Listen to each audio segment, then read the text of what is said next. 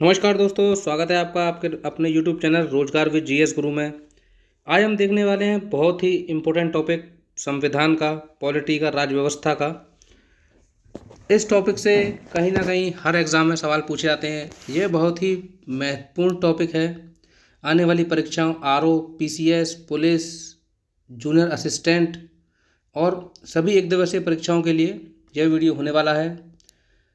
तो टॉपिक क्या है आज का हमारा? राज्य के नीति निर्देशक तत्व। इसको इंग्लिश में क्या कहते हैं? DPSP, directive principles of state policy. तो राज्य के नीति निर्देशक तत्व क्या होते हैं? राज्य के नीति निर्देशक तत्व होते हैं, ये राज्य को निर्देश दिए जाते हैं संविधान द्वारा कि आप इस तरीके से कार्य करिए, इस तरीके से योजना बनाइए, जो असहाय लोग हैं उनके लिए शिक्षा की व्यवस्था करिए। तो ये राज्य के लिए निर्देश होते हैं, हमारे संविधान द्वारा दिए जाते हैं। ये देखते हैं, भाग 4 में इनका वर्णन किया गया है। अनुच्छेद 36 से 51, किस किस के बीच? अनुच्छेद 36 से 51 के बीच भाग 4 में राज्य के नीति निर्देशक तत्व का वर्णन किया गया है। कहाँ से लिए गए हैं ये क्वेश्चन ये भी बनता है। तो ये आयरलैंड से लिए गए हैं। आयरलैंड में कहाँ से लिए गए हैं? आयरलैंड में लिए गए थे ये स्पेन से। कहाँ से? स्पेन से। ये भी आप याद रखिएगा। तो राज्य के नीति निर्देशक तत्व भाग 4 अनुच्छेद 36 से 51 कहाँ से लिए गए? आयरलैंड से। और आयरलैंड ने कहाँ से लिए थे? स्पेन से। ठीक है। अब मैं राज्य के नीति निर्देशक तत्व को डीपीएसपी कहूँगा, ठीक है ना, शॉर्ट फॉर्म में। तो इनका मतलब क्या होता है? इनका मतलब ये होता है कि ये राज्य के नीति निर्देशक तत्व नीतियों एवं कानूनों को प्रभावी बनाते समय राज्य की इन तत्वों का ध्यान रखेगा, जो भी हमारे व्यक्तियों को दिए जाते हैं। शिक्षा, रोजगार, पानी की व्यवस्था, सड़क की व्यवस्था, ये राज्य द्वारा दिए जाते हैं। ठीक है दोस्तों, इसे न्यायालय द्वारा लागू नहीं कराया जा सकता। एक क्वेश्चन ये बनता है, क्या इसे न्यायालय द्वारा लागू कराया जा सकता है? नहीं। तो इसे न्यायालय द्वारा लागू नहीं किया जा सकता। जो हमारे राज्य के निर्देशक तत्व हैं, इन्हें न्यायालय द्वारा लागू नहीं किया जा सकता। जैसे कि अब आप चले जाएं कि मान लीजिए कि हमारे राज्य में इस तरीके की कोई व्यवस्था नहीं, आप बार बार पे कोर्ट जाने लग जाएं, तो इसके लिए आप इसे न्यायालय द्वारा लागू नहीं कराया जा सकता। ये केवल राज्य के लिए नैतिक कर्तव्य है। ठीक है दोस्तों, इसका उद्देश्य होता है लोक कल्याणकारी राज्य की स्थापना करना, ना कि पुलिस राज्य की, जो कि औपनिवेशिक काल में थी। ठीक है दोस्तों, थोड़ा सा इसका इजी भाषा में समझते हैं, थोड़ा सा घरेलू भाषा में, कि यह आर्थिक और सामाजिक लोकतंत्र की स्थापना करता है। राज्य के नीति निर्देशक तत्व जो होते हैं, ठीक है दोस्तों, ये गैर न्यायोचित होते हैं, न्यायालय द्वारा लागू नहीं कराए जा सकते हैं। इतना आप याद रखिएगा। आगे चलते हैं। विधि बनाने में इन तत्वों को लागू करना राज्य का कर्तव्य होगा। ये बात आपको मैं पहले ही बता चुका हूँ। संविधान में कल्याणकारी राज्य की संकल्पना का समावेश नीति निर्देशक तत्वों में किया गया है। अब आपसे एक क्वेश्चन पूछ ले, संविधान में कल्याणकारी राज्य की संकल्पना किस में दी गई है? जो कल्याणकारी राज्य की संकल्पना है हमारे किस में दी गई है? अब आपसे ऑप्शन दे देगा, मूल अधिकार, मूल कर्तव्य, नीति निर्देशक तत्व। तो आप ये क्या याद रखेंगे? नीति निर्देशक तत्व। ठीक है, कल्याणकारी राज्य की संकल्पना किस में दी गई है? डीपीएसपी में। कल्याणकारी राज्य का मतलब क्या होता है? सामाजिक और आर्थिक प्रजातंत्र की स्थापना करना, ना कि राजनीतिक। अगर इसमें एक शब्द और लगा दिया जाए आपका, राजनीतिक, कौन सा? राजनीतिक, तो क्या हो जाएगा? ये मूल अधिकार। और जहाँ सामाजिक और आर्थिक प्रजातंत्र की स्थापना करना हो तो वहाँ क्या आ जाएंगे हमारे? डीपीएसपी। क्या हो जाएगा? डीपीएसपी। थोड़ा सा माइनर सा डिफरेंस है इसमें, आप याद रखिएगा। सामाजिक, आर्थिक, राजनीतिक प्रजातंत्र की स्थापना करनी हो तो मूल अधिकार, सामाजिक आर्थिक प्रजातंत्र की स्थापना करनी हो तो कल्याणकारी राज्य, डीपीएसपी। ठीक है दोस्तों, तो देखते हैं इसमें कुछ अनुच्छेद हैं। अनुच्छेद 38, इसमें मैंने इंपॉर्टेंट अनुच्छेद लिए हैं जो पुरानी परीक्षाओं में पूछे गए हैं, आने वाली परीक्षाओं में भी पूछे जा सकते हैं। इसमें 3 तरह के राज्य डीपीएसपी हैं, जो राज्य के नीति निर्देशक तत्व हैं। 3 तरह के हैं। समाजवादी सिद्धांत दिए गए हैं, गांधीवादी सिद्धांत दिए गए हैं और उदार बौद्धिक सिद्धांत भी दिए गए हैं। ठीक है दोस्तों। तो सामाजिक सिद्धांत कौन से होते हैं? जिनका लक्ष्य सामाजिक एवं आर्थिक न्याय प्रदान कराना होता है।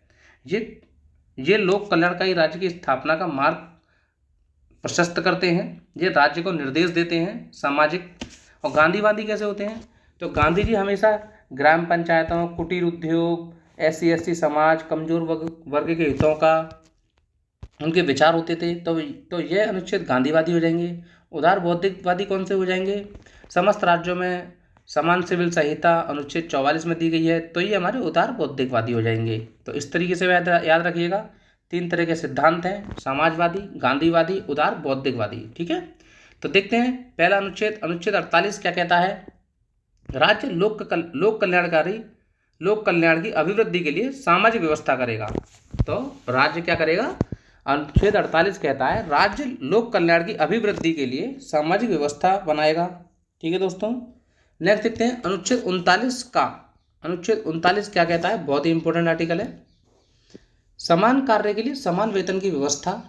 अब जैसे कि एक मेल है, एक फीमेल है, अगर दोनों समान कार्य कर रहे हैं तो उनके समान कार्य के समान वेतन की व्यवस्था की जाएगी, ये राज्य करेगा। ऐसा नहीं होगा कि आप फीमेल को कम और मेल को ज़्यादा दें, या फीमेल को ज़्यादा या मेल को कम दें, ऐसा नहीं है। अनुच्छेद 39 व्यवस्था करता है समान कार्य के समान वेतन की व्यवस्था करता है। नेक्स्ट देखते हैं अनुच्छेद 39 खा। सार्वजनिक धन का स्वामित्व तथा नियंत्रण इस प्रकार करना ताकि सार्वजनिक हित का सर्वोत्तम साधन हो सके।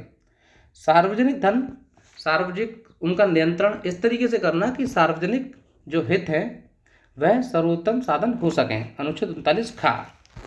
नेक्स्ट अनुच्छेद 39 गा। धन का समान वितरण, धन का समान वितरण किया जाएगा। अनुच्छेद 39 गा कहता है, आपको एज इट इज याद रखना है। ये क्या? एज इट इज ही याद रखना पड़ेगा, इसमें कोई ट्रिक नहीं होती है, ये आपको एज इट इज ही याद रखना पड़ेगा। एक बात और दोस्तों, हमारा कंटेंट सबसे अलग इसलिए है कि ये हमारे बनाए हुए नोट्स हैं, हम किसी का कॉपी नहीं करते हैं। नेक्स्ट देखते हैं अनुच्छेद 40। अनुच्छेद 40 अब आपसे मैं पूछता हूँ, कमेंट बॉक्स में बताइएगा, अनुच्छेद 40 कौन सा सिद्धांत है? समाजवादी सिद्धांत है, या गांधीवादी सिद्धांत है, या उदार बौद्धिक सिद्धांत है? तो आप मुझे कमेंट बॉक्स में बताइए। अनुच्छेद 40 के बारे में आपको बता देता हूँ। अनुच्छेद 40 क्या कहता है? अनुच्छेद 40 कहता है ग्राम पंचायतों का संगठन। क्या कहता है? अनुच्छेद 40 ग्राम पंचायतों का संगठन। तो आपसे इस तरीके से क्वेश्चन डायरेक्टली पूछेगा, ग्राम पंचायतों का संगठन किस अनुच्छेद में है, या ग्राम पंचायतों का विवरण किस अनुच्छेद में दिया गया है? तो आप पढ़े होंगे तो लगा देंगे। अब क्वेश्चन इस तरीके से भी पूछा जा सकता है कि अनुच्छेद 40 क्या कहता है? अनुच्छेद 40 कहता है ग्राम पंचायतों का संगठन। आगे देखते हैं अनुच्छेद 41। अनुच्छेद 41 क्या कहता है? कुछ दशाओं में काम, शिक्षा और लोक सहायता पाना का अधिकार। क्या है? अनुच्छेद 41 कुछ दशाओं में काम, शिक्षा और लोक सहायता पाने का अधिकार, ये अनुच्छेद 41 कहता है आपका। नेक्स्ट देखते हैं अनुच्छेद 41 क्या है? काम पाने की, शिक्षा पाने की, बेकारी, बुढ़ापा, बीमारी और निशक्तता की दशाओं में लोक सहायता पाने के अधिकार को संरक्षित करना। अब इसको हमने थोड़ा सा इजी भाषा में लिख दिया है कि अनुच्छेद 41 कुछ दशाओं में काम, शिक्षा और लोक सहायता पाने का अधिकार, अनुच्छेद 41 कहता है आपका। अनुच्छेद 42 क्या कहता है? काम की न्याय संगत और मनोवचित दशाओं का तथा प्रोसिति सहायता का उपबंध कराएगा। अब कोई महिला है, अगर वो प्रेग्नेंट है, तो अनुच्छेद 42 कहता है कि राज्य उसकी डिलीवरी सहायता में उसको छुट्टी देगा, काम पर नहीं आने की। जैसे कि अब आप उनसे ज़बरदस्ती नहीं कर सकते हैं कि आप काम पर आइए। अगर कोई महिला प्रेग्नेंट है तो राज्य ये व्यवस्था करेगा कि उसको कुछ हफ्तों की छुट्टी दी जाए, उनकी डिलीवरी सही तरह से करा दी जाए। ठीक है दोस्तों, अनुच्छेद 42 ये कहता है काम की न्याय संगत और मनोवचित दशाओं, और उनका जो डिलीवरी पीरियड है उस समय उनकी तनख्वाह भी ना काटी जाए, वेतन भी नहीं काटी जाए। अनुच्छेद 43 कर्मकारों के लिए निर्वाचन, मजदूरी एवं कुटीर उद्योग का प्रोत्साहन। राज्य छोटे छोटे जैसे कि MSME है उनको प्रोत्साहित करेगा। जो छोटे छोटे जो व्यापार होते हैं आपके MSME वगैरह, उनको प्रोत्साहन देगा राज्य, उनको आगे बढ़ाने में सहायता करेगा। अनुच्छेद 44 नागरिकों के लिए समान सिविल संहिता है। अनुच्छेद 44 समान नागरिक संहिता अनुच्छेद 44 कहता है। अनुच्छेद 46 SC/ST जातियों और अन्य दुर्बल वर्गों के शिक्षा और अर्थ संबंधी हितों की अभिवृद्धि है। अनुच्छेद 46 में SC/ST जातियों और दुर्बल वर्ग जो शिक्षा से छूट गए हैं उनकी हितों की रक्षा करेगा, उनके लिए शिक्षा व्यवस्था अपनाएगा। इसमें एक आर्टिकल और है अनुच्छेद 45। तो आप मुझे बताइए अनुच्छेद 45 क्या कहता है। अनुच्छेद 45 ये कहता है सभी बालकों को 14 वर्ष की आयु पूरी करने तक निःशुल्क और अनिवार्य शिक्षा दी जाएगी। अनुच्छेद 45 के अंदर यह व्यवस्था दी गई है। अनुच्छेद 45 क्या कहता है जी, 6 से 14 वर्ष तक के बच्चों को सहायता शिक्षा दी जाएगी। और अनुच्छेद 41A क्या 21A क्या कहता है। अनुच्छेद 21 कहता है 0 से 6 वर्ष तक के बच्चों को, ठीक है। तो इसमें क्या है 6 से 14 वर्ष तक है अनुच्छेद 45 में, और अनुच्छेद 21 में ए में है 0 से 6 वर्ष तक, ये आप याद रखिएगा।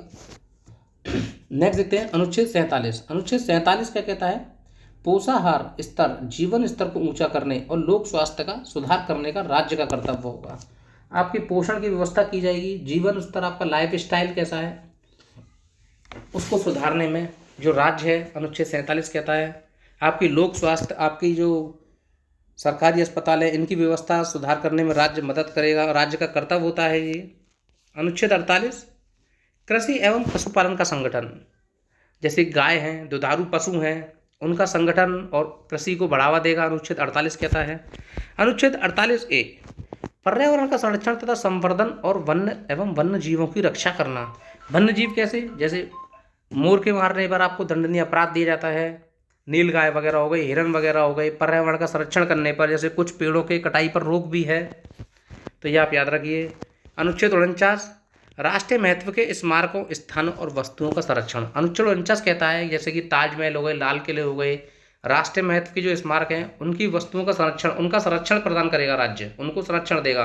जैसे हम जब कहीं घूमने जाते हैं तो लिखा रहता है ना कि यहाँ ना थूकें, यहाँ ना बैठें, तो ये होता है ये राज्य का कर्तव्य होता है। अनुच्छेद 49 कहता है कि वह राष्ट्रीय स्मारकों और स्थानों और वस्तुओं का संरक्षण करेगा।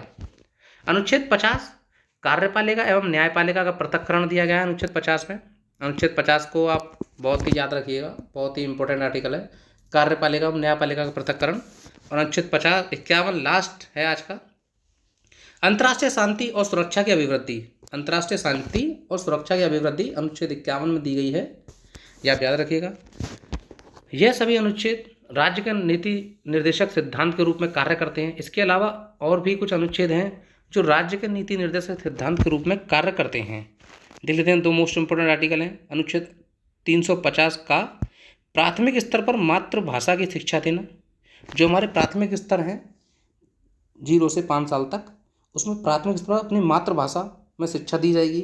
अनुच्छेद 351 हिंदी को प्रोत्साहन दिया जाएगा, हिंदी को बढ़ावा दिया जाएगा। ठीक है दोस्तों, हिंदी को कॉलेजों में और स्कूलों में बढ़ावा दिया जाएगा। तो ये थी हमारी DPSP पर एक वीडियो, कैसी लगी आपको कमेंट बॉक्स में ज़रूर बताएं। ऐसे ही वीडियो पाने के लिए सब्सक्राइब करें रोजगार विद GS गुरु को। धन्यवाद।